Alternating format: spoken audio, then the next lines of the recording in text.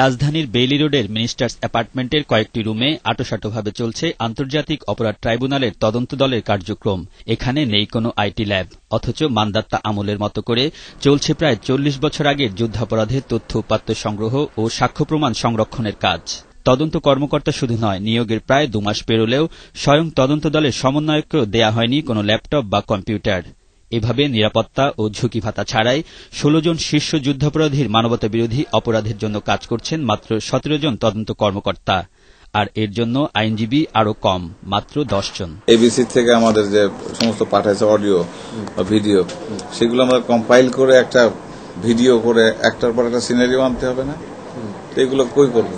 ICT special allowance আর কি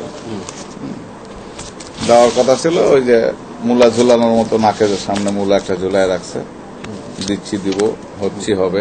প্রস্তাবও গেল ফাইন্যান্সে, তারপরে ফাইন্যান্সে যাওয়ার পরে সেটা পাঠাইছে, ওখানে পড়ে আছে। সেদিন আবার আমাদের ওই ৬ জনের যে আলটিমেটাম দিয়ে আসছে যে স্যার আমরা কাজ করবো না, দরখাস্ত আপনার কাছে দিয়ে দিচ্ছি। যারা হাত বসলে দত্ত এসে হাজির হবে, 1 to 2 হবে, বহু অফিসার আছে, তাদেরকে এনে করছে। বর্তমানে এমন স্পিডে দ্রুত কাজ চলছে, এখন আমাদের কোপ করতে পারতেছে না। এতদিন চাওয়ার মতো পাই নাই। এই তদন্তে ব্যাহতের জন্য এই সংস্থা তদন্ত দায়ী থাকবে না। আমরা বুক দিয়ে পাহাড় ঠেলছি।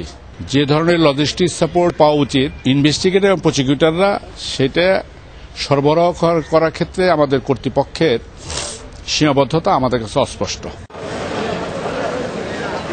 তাই গ্রেফতার করেও নিজামী মুজাহিদ ও সালাউদ্দিন কাদের চৌধুরীর বিরুদ্ধে তদন্ত কাজ শেষ হচ্ছে না, দেরি হচ্ছে গোলাম আজমের বিরুদ্ধে ব্যবস্থা নিতেও। আবার যুদ্ধাপরাধীদের প্রাথমিক তালিকায় থাকা কয়েকজনের বিরুদ্ধে তদন্ত কাজ কেবল শুরু হয়েছে মাত্র। তাই বিচার কবে নাগাদ শুরু করা যাবে এ নিয়ে দেখা দিয়েছে অনিশ্চয়তা। সীমাবদ্ধতা অবশ্যই ছিল এবং এখনো আছে। সরকার করছে না এটা বলা যাবে, চেষ্টা করতেছে আর কি। এখন যে দ্রুত গতিতে হচ্ছে তাতে তো আমি মনে করি ২-১ মাসের মধ্যেই একটা রেজাল্ট পাওয়া যাবে।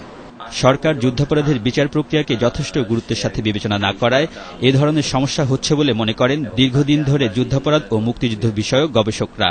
ট্রাইব্যুনালে যে প্রসিকিউটরের সংখ্যা, ট্রাইব্যুনালে যে ইনভেস্টিগেটরের সংখ্যা কমপক্ষে ৩০০ জন করা দরকার।